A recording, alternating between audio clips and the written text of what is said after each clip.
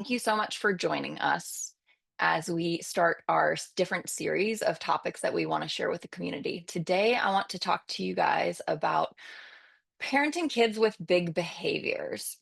And you might want to know a little bit about me before you jump right in and hear everything that I have to say so that you can understand my background and why I'm here.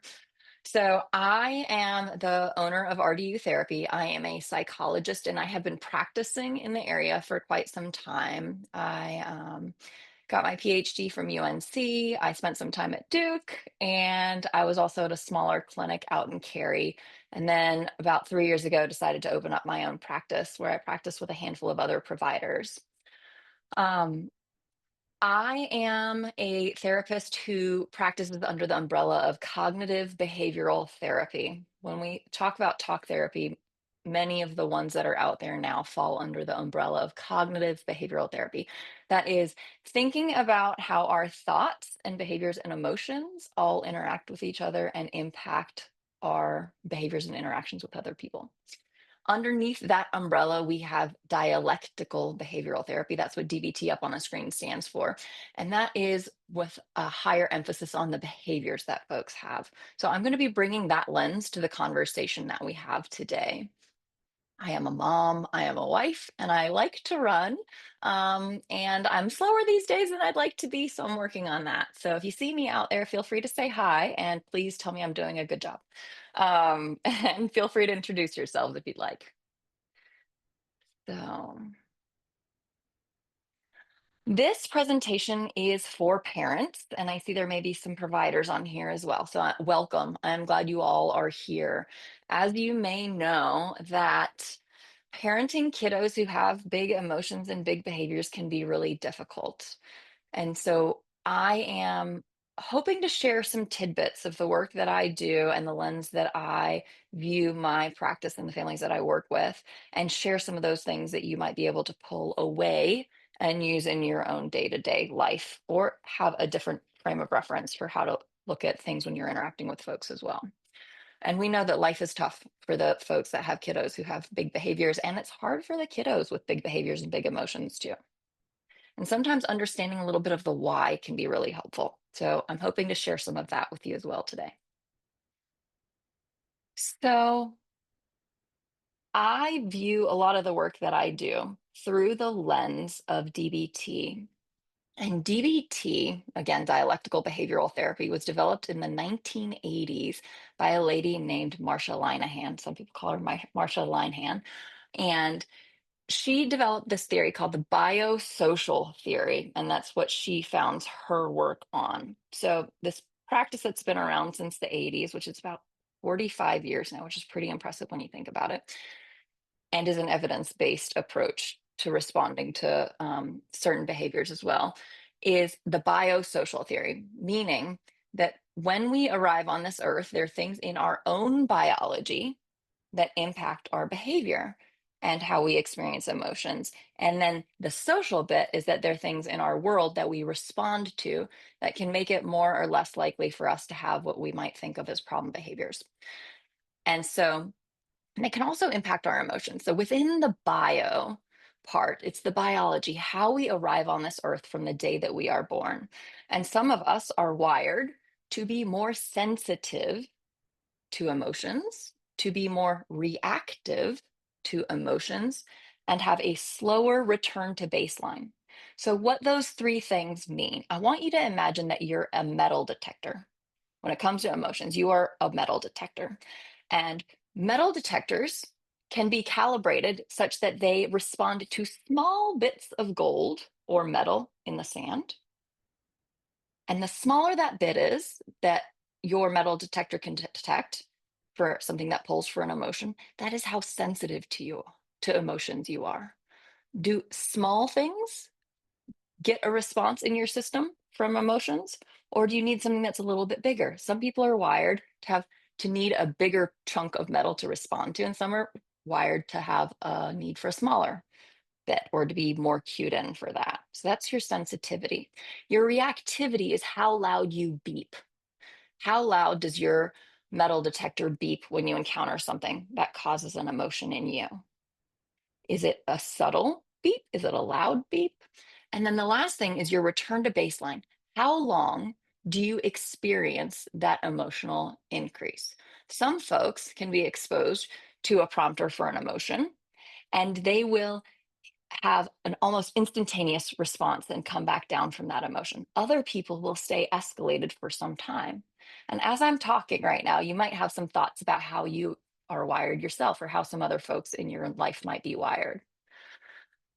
So, for folks that are wired in such a way that they are sensitive to things that prompt for emotion and they have a high reactivity and have a slow return to baseline, that's a problem because life continues to prompt us for emotions.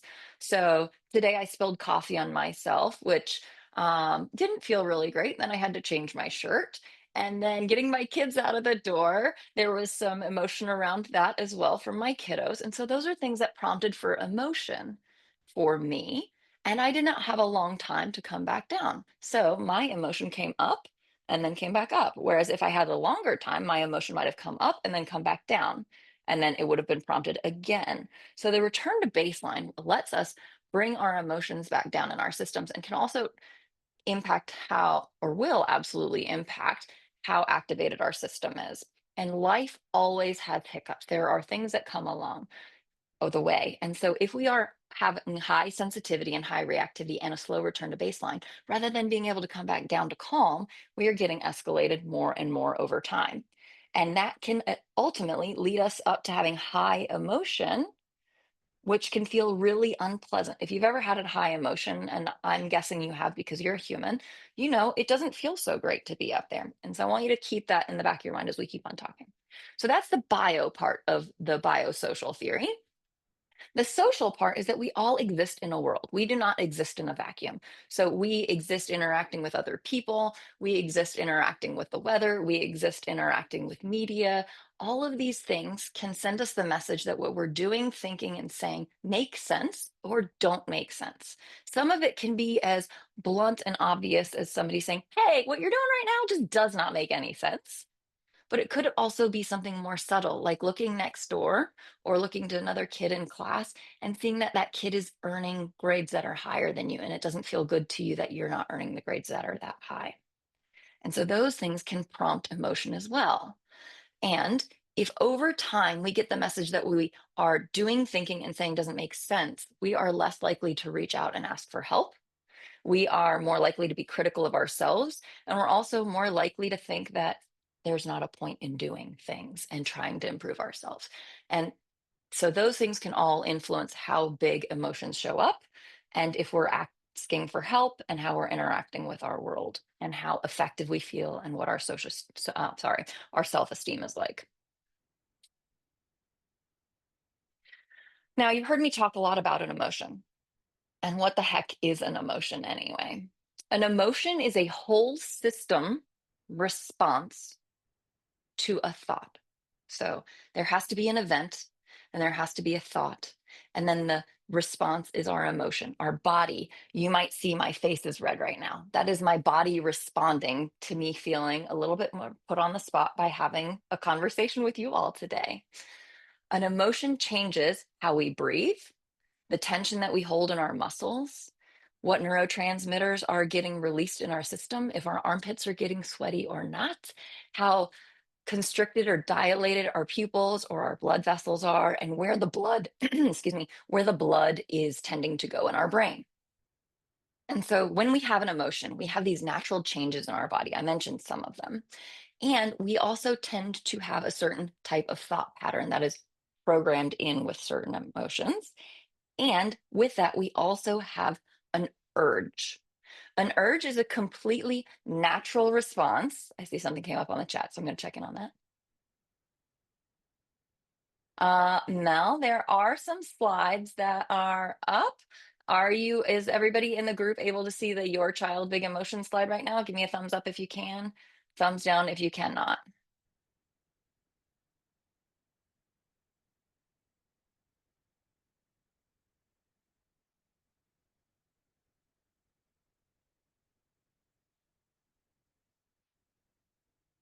Leah, can you unmute yourself and tell me if you can see the slides?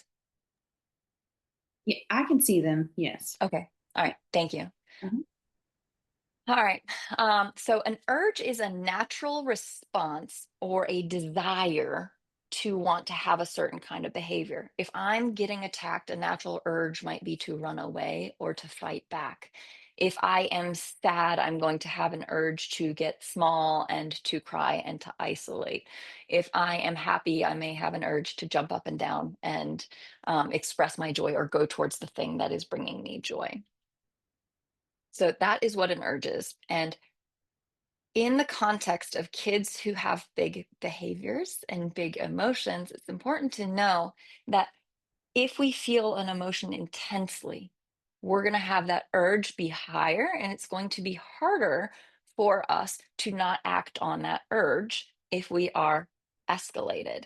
When we are escalated, the blood is leaving the front part of our brain and it is flowing to the back part of our brain. The back part of our brain is where emotion, we have more urges, and I think of it as our emotional part of the brain. The front part of the brain is where you have purposeful stop and think behavior, where you can stop and think about what it is that you're doing and decide if it makes sense given your goals and your values to keep on moving forward, and if the situation would be effective for you to act in such a way. So if I'm having an urge to, let's say I'm running late and I'm running through my house and I stub my toe, I might let a word out of my mouth that I might choose not to let out of my mouth if I am, let's say, at a job interview. So the front part of your brain lets you think those things and make decisions about that. And if we know the blood is flowing back here, we have a harder time accessing the front part of our brain and using the stop and think and having purposefully chosen actions. And so I want you to remember that as we start talking about kiddos with big emotions and urges that can come along with them. Because a lot of times kids with big emotions have urges that get them in trouble and get in the way of them living the life that they want to live. So I want to go back to something on my slide. It says, where do emotions come from? Where do they come from? I want you to remember, in order to have an emotion, there needs to be an event, which can be a thought that we have in our head, and a thought. And then the emotion is the natural next part. An emotion is not something we choose to feel, even though we can expose ourselves to events or have certain thoughts that bring it about. There's generally an event, a thought, and then an emotion, and then natural biological changes that happen after that, which may lead us to having a behavior after that as well. So let's keep on moving. I'm noticing time.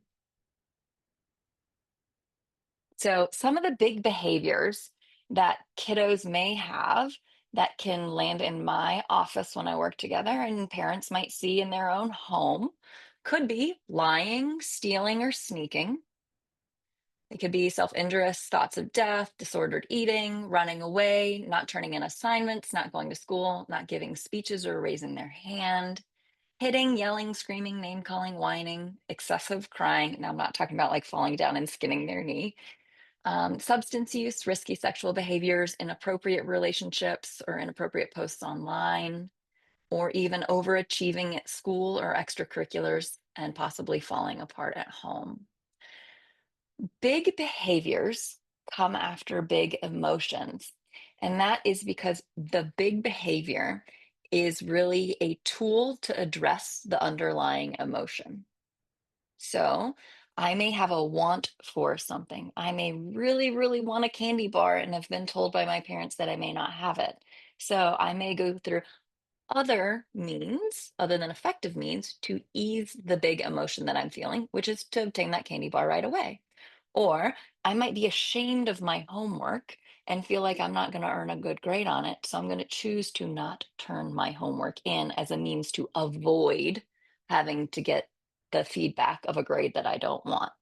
Are there any other behaviors that you all have concerns about or that you might want to chime in with via chat?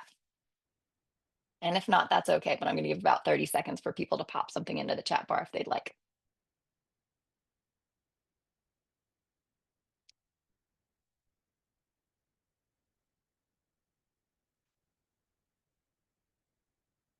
Okay. So, something I mentioned earlier is that these big behaviors that we might see from kiddos are designed to solve a problem. And often, the problem that these behaviors that people are having are to solve the emotion rather than the thing that is causing the emotion or the thing that they think is causing the emotion. So it could be that a kiddo is having big emotions around some other matter and they're carrying that around with them as a vulnerability factor. Like, let's say they didn't earn a grade at school that they wanted to earn, and the next morning they're getting ready for school and so they're feeling a little spicy about that. And then their sibling says something that bristles their feathers a little bit more, and then they snap at their sibling or they hit their sibling. That can be the case because they are trying to solve the problem of the sibling or the emotion, the frustration that they're having or anger in that one moment about the sibling. And they're solving that problem rather than dealing with the underlying thing of, man, I really don't like the grade that I earned on this test. These behaviors are rarely effective at solving the long term problem and the underlying cause. And they often cause more problems for the kiddo. So often the kids that I work with, and probably the kiddos that you know, can have really intense, big emotions that we see around anger and sadness and worry. And those are the things that gets people into my office. And the flip side of that can also exist, that they have high intensity around joy and other pleasant emotions such as love. And they can also demonstrate problem behaviors in that category if their emotions are too high, such as having ineffective relationships online or reaching out to somebody that they really want to connect with, let's say via texting, and they may do that over and over and over again, and it might be ineffective at supporting the relationship. And so behaviors like hitting, kicking, biting, screaming, over texting or impulsively texting negative feedback to somebody else, all of those generally do not line up with the values of the kiddo. And they know when they are regulated that those are ineffective behaviors. So, something I hear a lot about is when I'm doing a parent intake, is a parent will tell me that the kiddo is very remorseful after the fact when they have a problem behavior.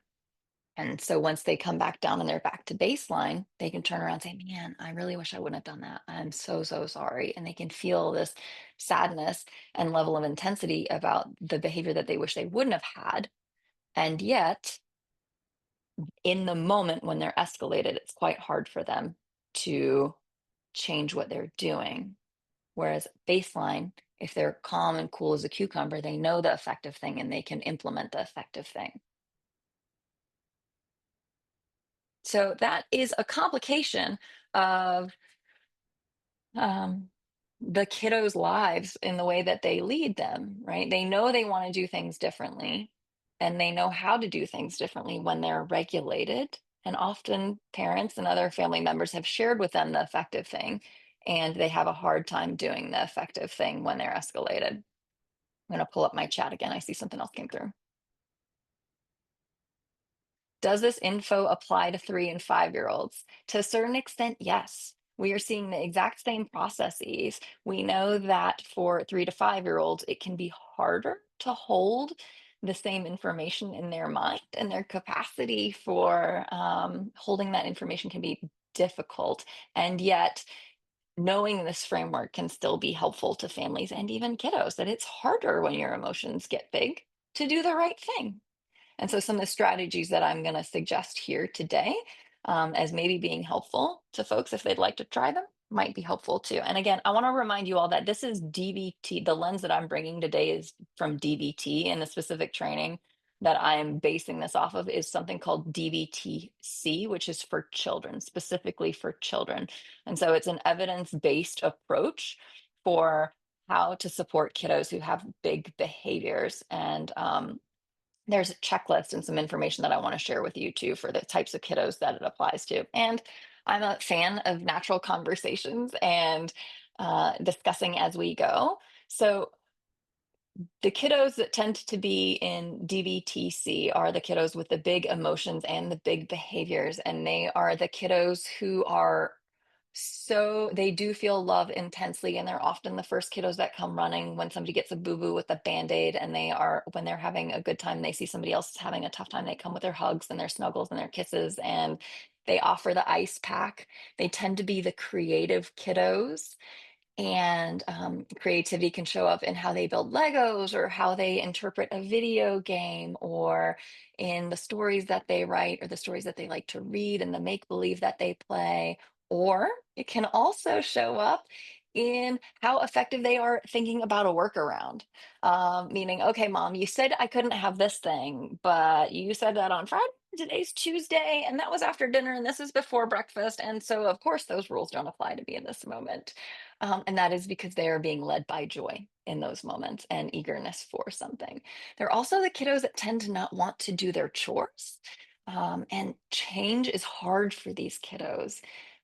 So any change that they do not want, I'm not talking about like springing a surprise ice cream trip on them. Those tend to be the ones that land well. It's when you've promised to take somebody to Target and you can't make it to Target that there's maybe a meltdown or an outburst in response to that, or maybe they didn't get the invite that they were expecting to get from somebody else. That can really lead to a meltdown for them in that moment too. These kiddos also have a difficult time tolerating boredom. And so, what that might look like is that they're coming to you saying, "Hey, can I please have this thing? Can I have this thing? How about now? Is it time yet? How about now? How about now?" And so, they look to the parents or the adults in the system, teachers, and they tend to want that adult to fix the problem, which is their boredom. And they may be ineffective at trying to fix that thing. So, thank you for letting me take that little segue. I'm going to bring it back to our slides now. All right. Oh, these kiddos also tend to have, you can tell what room of the house they've been in because they've started playing with something and then they've left it, and then they've gone on to the next thing, and then they've gone on to the next thing. So you can literally walk behind them and see what rooms of the house they've been in or have not been in. Okay. So behavior. Behavior is not this thing that just kind of happens to us from the lens of DBTC. Behavior is something that we have learned somewhere. And we can learn our behavior that we have, even our problem behaviors, because somebody else has modeled it for us.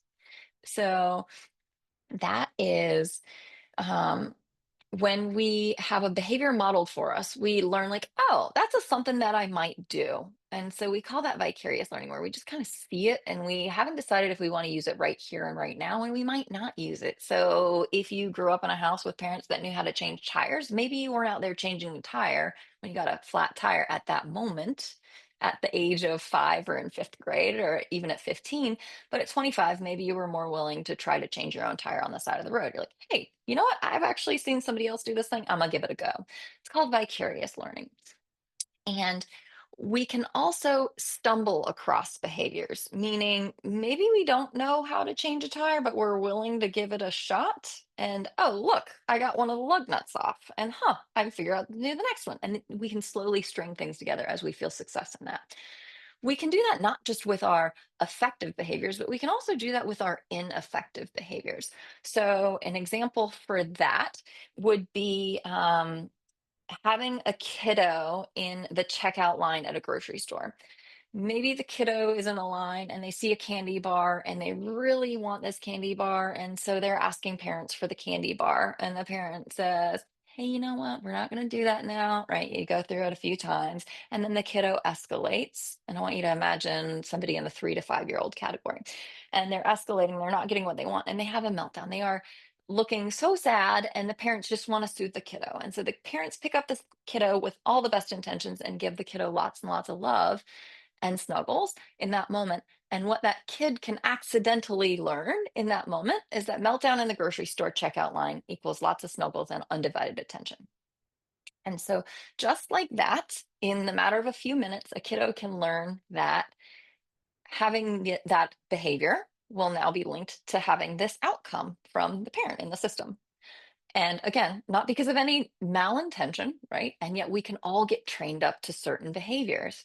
If you have ever lost some popcorn in the vending machine because it's gotten stuck. I'm guessing you have either you've learned by modeling or from having some accidental reinforced or shaping behavior going on where you punch the number into the machine and you hope that the thing will fall out. And when that doesn't happen, maybe you shake it a little bit or bump it from the side.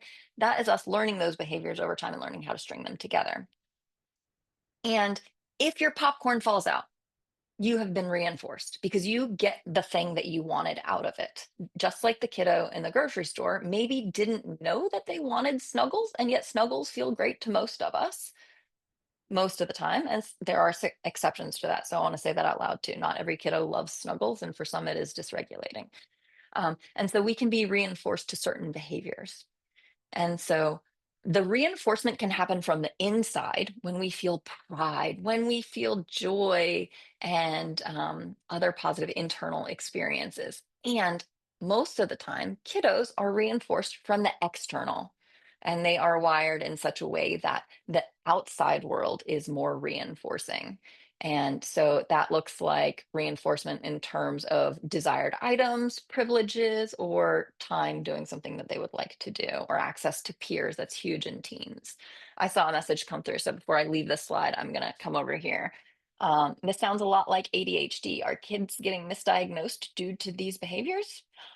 Could be. It definitely could be. There are a lot of things that would fall under the category of what this curriculum would call, and this approach calls them super sensors. So kiddos that have this high sensitivity and high reactivity, it's not a diagnosis. So super sensor is not a diagnosis. And yet super sensor will have a lot of different diagnoses under the category. We also know that up to a certain age, ADHD, autism, and anxiety, and a few others can be very difficult to tease apart in terms of what is the primary diagnosis. And so I am a strong advocate for getting really effective assessments from folks that are experts in their fields. And I am generally quick to refer out for full assessments for folks if that language is going to be helpful to the kiddo and the family. I like to land on another principle of DBT and DBTC, which is what's the function? Why are we doing what we're doing? What's the impact of this going to be? So for kiddos that need services, kiddos that might benefit from additional, yeah, you got it. I saw a thank you come through. So kiddos that need additional services, supports, and the language is going to be effective. I'm 100% on board with, let's do what works for this kiddo. And so that's something to remember when you have a kiddo with big behaviors and big emotions. There is not a cookie cutter response to every single situation. There, unfortunately, is no one size fits all. That's the thing that I was looking for. There is no one size fits all approach to it. It is really understanding what is the kiddo's problem that they're experiencing, and why are they having the behavior they're having, and how can we help them learn something else to do, which I believe is why most people are here today, because they want to understand now what. And you really can't get to the now what until you understand the why. And so getting really curious with your own kiddo around the why and solving the problem that they really believe is the problem for them, and gets them closer to their own ultimate goal and outcome. So that is a beautiful transition, and I love that it happened, because the great news is most of you, hopefully, here are parents or providers, and congratulations, you are exactly who I was hoping would be here today, because you are in the position to help your kiddo. And so you are parents really are in the best position to help their kiddos. And I say that as a mental health expert who's been doing what I've been doing for close to 2 decades. We, as therapists and other providers, can be tools. We can be here to support, we can offer strategies. And yet, parents day in and day out are living this life, and they're with their kiddos, and so therefore are the experts on their kiddos. And you guys are the first line of intervention. We are backup, we are your coaches, we are your crew, at least in the approach from DBTC, and can offer you tools on how to support your kiddos. And so I'm going to get into that. First and foremost, I've said that I think 12 times a day, so forgive me. um, we you know I'm a parent too. I learned my parenting from my parents, and probably like every single other person on this call can scratch their head about some of the things that their parents did and say, that thing, I'm not going to be doing that thing. Or if you have a super sensor, you figured out that parenting of a super sensor, that standard parenting techniques are not really effective for the kiddo that really falls under the category of super sensor. There are things that friends may recommend, your parents may recommend, your neighbor, somebody at your church, or pediatrician that just don't seem to be hitting the mark for your kiddo. And I want to validate you and tell you you are not alone. As a parent of a super sensor, I can tell you the standard parenting techniques do not work for a super sensor. They are markedly different. And so do if you're on this call, do not feel like your parenting techniques are not up to par or not up to snuff. You likely have skills that are really effective for 99% of the population. And yet if you're parenting a super sensor, you happen to fall into that 1% category, and there might be some techniques that you need that are a little extra. And so that is normal. That is okay. Um, Therapy is a place for parents to learn extra stuff, and to get the supports that they need to do the work. So, tools for typical kiddos do not work in the realm of super sensor kiddos. And I want to teach you some more as we go. Here's what is effective for all kids: keep teaching your kiddos, and that's different than lecturing. So teaching is teaching a skill and teaching how to apply a skill. I know that sometimes as parents, we have an urge to say something over and over and over again, especially when emotions are high. Now, you may remember that when our emotions get high, the blood stops flowing to the front part of our brain and it goes to the back part of our brain, which is where emotions live. And so we're more likely to have urges. So we as parents often will try to teach and coach when emotions are high and when problem behaviors are already there. A kid is most likely to learn before a problem behavior and when they're at baseline. If they're starting to escalate, teaching in that moment may be overtaxing. When a kiddo is starting to have an increase in emotion, that might be a time to offer some coaching and reminding of what skills they have. It's not the time to teach something new because it's going to be really overwhelming and can actually bring up bigger emotions and bigger behaviors. When kiddos are on the way back down from a big emotion and after problem behaviors, they could be dealing with shame. And so that can be a really ineffective time to be teaching too. So, part of teaching your kiddo is teaching them what is getting in the way of them having the behaviors that they want, and teaching them what to do instead so they still get the outcome that they want, and remind them of their values. Um, I have yet to meet a kiddo who says, I just really like to break all the rules just because I can, and I don't want to have good relationships with my parents. That's not what I'm seeing when I'm in my office, and I have been in my field for quite some time and worked with a variety of kiddos. Are there some outliers there? Probably, and they are few and far between. I am willing to bet that most people on this call have kiddos and work with kiddos who are eager to please, want to do well, and something is just getting in the way of that. And so when we're interacting with these kiddos, is remembering to come at it with that frame of mind too, that you're a great kid and you're having trouble with this one thing, and it's getting in the way of you making the decisions that you want to make, and knowing that they are, you know, good kiddos at heart. And focus on timing, not during an escalation, not right after an escalation. Keep it relevant to the kiddo's goals. Often we as parents are starting to think about, if we're talking to a fifth grader or a fourth grader, our brain starts worrying about, man, they don't do their homework, they're never going to get into college. That's not what the kiddo is necessarily wired to care a lot about at the age of fifth grade. They might be more in tuned with getting a grade that they want to get on something, or earning a privilege in school, or maybe being incentivized for putting in the effort for the amount of time they've spent on a homework assignment. And so keeping it in line with what your kid wants and the child wants rather than what your goals are. So if you're having a conversation with your kiddo that starts with, I want you to, hit the pause button. Hey, I know it's important for you to earn these kinds of grades. I know it's important for you to learn this so that you can participate and feel good about yourself in the classroom. And keep it short and simple. We as parents are living in adult bodies and we can tolerate conversations that last 39 minutes. You've been here with me for 39 minutes and I don't have any signs that you've dropped off the call yet. So thanks for bearing here with me. And that is far outside of the realm of what is comfortable for a kiddo to listen to. And so, especially if it's an unpleasant conversation and hearing about the thing that you did wrong is quite unpleasant.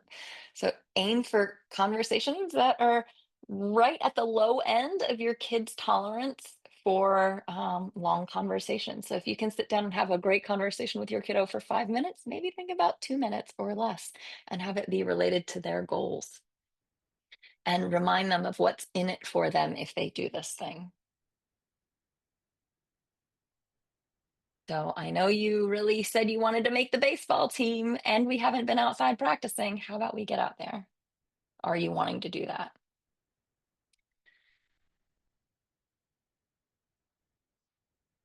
So there are some parenting traps out there. When I meet new parents, I will often hear things along the lines of, I don't know what else to do. I've taken that iPad away as often as I can, and I actually have the iPad and I don't know what else to do. Punishment is a strategy that tells a kiddo what not to do or an adult what not to do. And it only works when the punisher is around and it doesn't teach us what to do instead. So I have a sneaky feeling that anybody on this call today has immediately taken their foot off the gas pedal when they see blinky lights on the side of the road. And that is the best example of punishment working only when the punisher is there and it also doesn't teach you what to do instead. We know that punishment says don't do this, it doesn't say do this instead. So teaching a kiddo in terms of all the stuff we talked on the slide before, teaching a kiddo at a time that is effective for the kiddo, not when it feels good to us, reinforcing about what is in it for them can be helpful, and also keeping it short and simple and sweet. And teaching is not the same as doing, and practicing is not the same as hearing.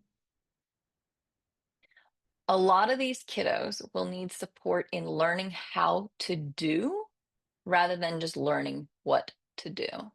And so that can look like a whole lot of role plays. If I'm going to go back to the baseball analogy, if I tell a kid how to throw a ball and how to catch a ball, it's not quite the same as actually doing it. And so reminding kiddos that, you learn how to do math in school. You might have to do some math homework at home, and that's for practicing so you can show up on test day and take the test. Or when you are learning a new sport, you actually have to do the practices in between the games. We don't just show up to the games to know how to do it. We do the same thing for our emotions and our behaviors at home. And so we learn actual strategies on how to do things differently should they come up. I've discussed lectures and keeping things short. There's something that's not on the slide that I want to add in. Um, it's the notion of reinforcement. A reinforcer is the thing that you add after a desirable behavior on purpose in the attempt to drive up that behavior. If you're offering the reinforcer before the desired behavior, you're just hoping that the effective behavior is demonstrated by the kid later. Meaning, if I were to offer you all a lollipop every time you signed on to this call, and I said, here's your lollipop, and I hand it to you after you sign on to the call, I have just reinforced you. I've increased the likelihood of you coming back, and I have helped you uh, with the wiring of your brain to make it more likely for you to sign on to this call. If I offer you that lollipop beforehand, I'm not doing anything to drive up how often you're showing up to our meetings. So that's just a word on that topic.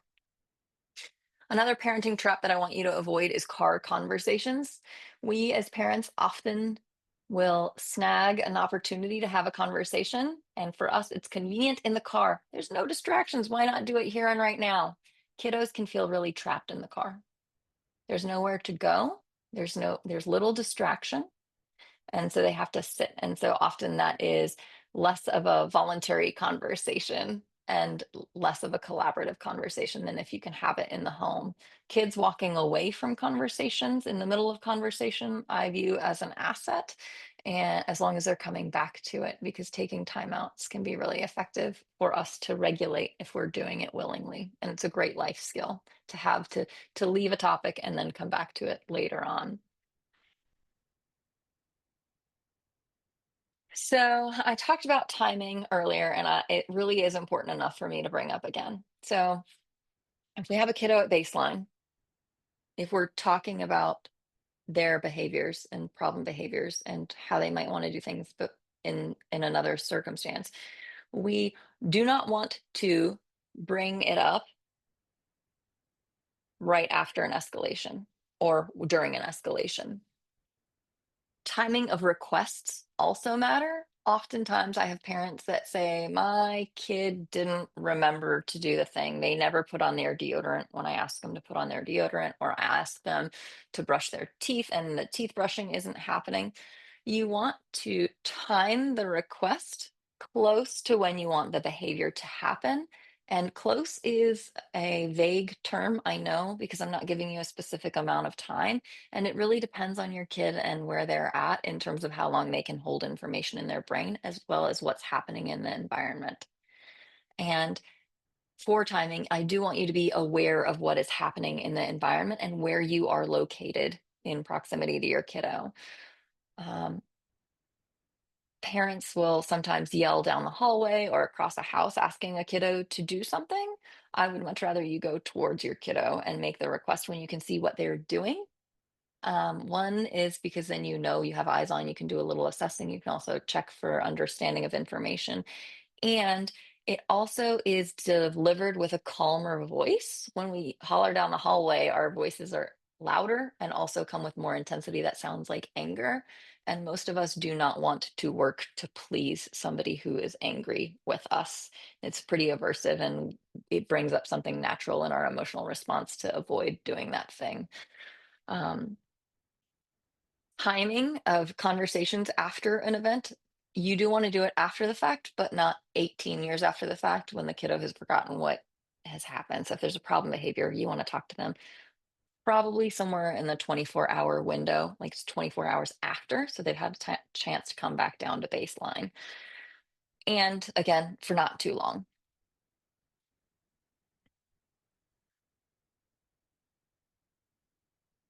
In terms of content to talk to your child about, this is back to the previous slide. In terms of what you talk to your child about and not lecturing, if you know your kiddo understands the rules and they can understand them at baseline, you do not need to incorporate that in your conversations with the kiddos because they know it conceptually, they know it. And so you can cut out quite a bit of the conversation to shorten down the timing as well if you know your kiddo knows it. When to get help?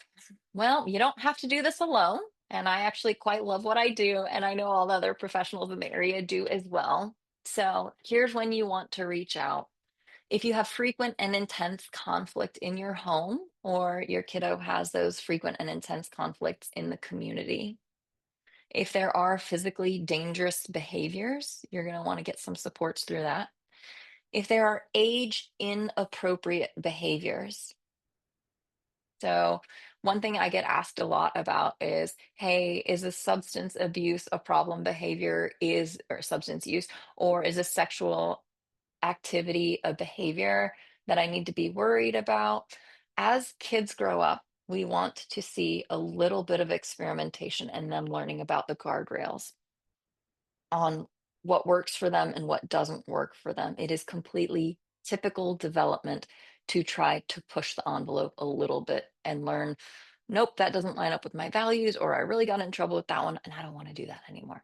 If things are happening beyond the realm of normal, and normal is a judgmental word, and I normally don't like to use judgmental words.